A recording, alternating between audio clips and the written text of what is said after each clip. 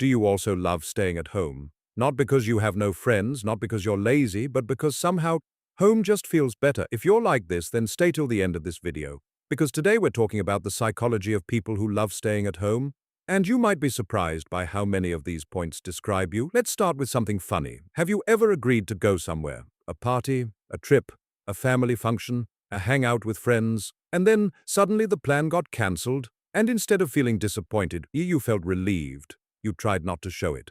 But deep inside, you were thinking, thank God. If you've ever felt this, you're not alone. Many people feel more comfortable at home than anywhere else. And the reason is not always what people think. A lot of people assume that people who stay at home are antisocial. But that's not true. Many homebodies actually enjoy talking to people. They enjoy friendships. They enjoy meeting others. But after some time, they just want to come back home, because home feels like peace. And here's something I personally think is true for many people. Some people don't stay at home because they hate the outside world. They stay at home because the people they love are already there. Their parents, their brother, their sister, their family. Some families are so comfortable that being at home doesn't feel boring at all. It feels warm, it feels safe, it feels like where you belong. And honestly, that's a beautiful thing, but that's not the only reason. Some people stay at home because they're quietly building something. Maybe they're studying, maybe they're learning a skill, maybe they're creating content, maybe they're working on a dream nobody knows about yet. From the outside, it looks like they're doing nothing, but inside, they're building a future. And then there are people who stay home for a completely different reason.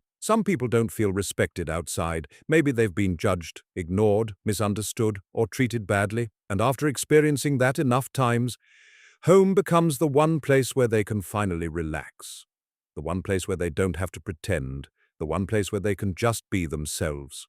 But let's be honest, not every reason is positive. Some people stay at home because they've become trapped in comfort. They spend hours scrolling, hours gaming, hours watching videos, days turn into weeks, and without realizing it, they're hiding from life. That's the difference between peace and escape.